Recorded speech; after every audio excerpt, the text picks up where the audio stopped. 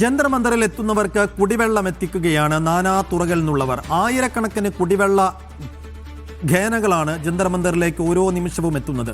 ആരെന്ന് പോലും അറിയാത്തവരാണ് കുടിനീരെത്തിച്ച് സമരത്തോട് ഐക്യപ്പെടുന്നത്.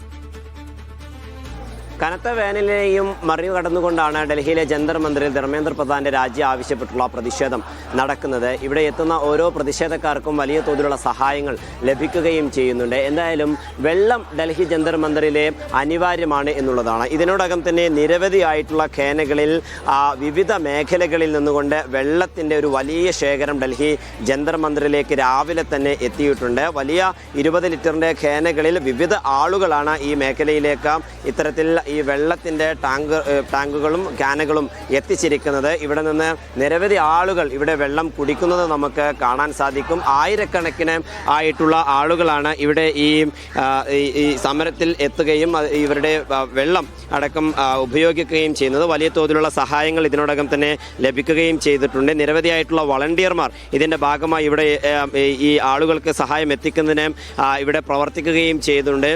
ദീദി, ज़्यादा पानी आ रहे हैं, क्या बोलते हैं?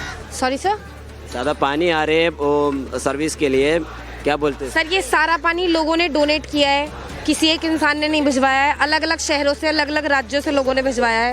ये ग्लूकोज, ये ORS, ये भी लोगों ने डोनेट किए हैं. ग्लासेस भी डोनेट किए हैं. चाय भी किसी और ने डोनेट की है. बिस्किट किसी और ने डोनेट किया है. तो सब लोगों ने, जो लोग यहाँ नहीं आ सकते थे या जो लोग अपनी तरफ से जैसे कंट्रीब्यूट कर सकते थे, they have contributed that way.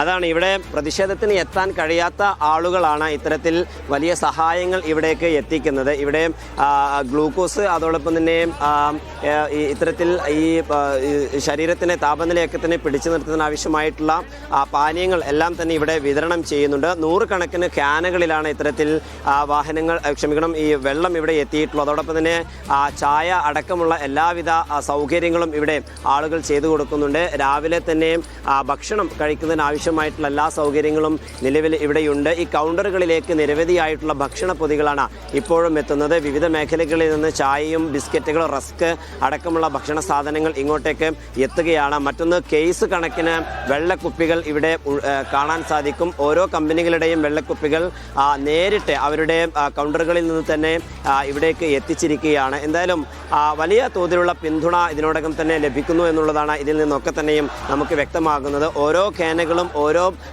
വെള്ളത്തിൻ്റെ കുപ്പികളും കഴിയുമ്പോൾ പോലും അത് റീഫിൽ ചെയ്യാനും ഓരോ സന്നദ്ധ സംഘടനകളും പാർട്ടികളും ഒക്കെ തന്നെയും എത്തുന്നുണ്ട്. രാജ്യത്തിൻ്റെ വിവിധ മേഖലകളിൽ നിന്നുകൊണ്ടാണ് ഇങ്ങോട്ടേക്ക് ഈ സഹായങ്ങൾ എത്തിക്കൊണ്ടിരിക്കുന്നത്. അങ്ങനെ എല്ലാ വിധത്തിലും ഐക്യപ്പെട്ടുകൊണ്ടുള്ള ഒരു പ്രതിഷേധമാണ് ഡൽഹിയിലെ ജന്തർ മന്ദിറിൽ നമുക്ക് കാണാൻ സാധിക്കുന്നത്.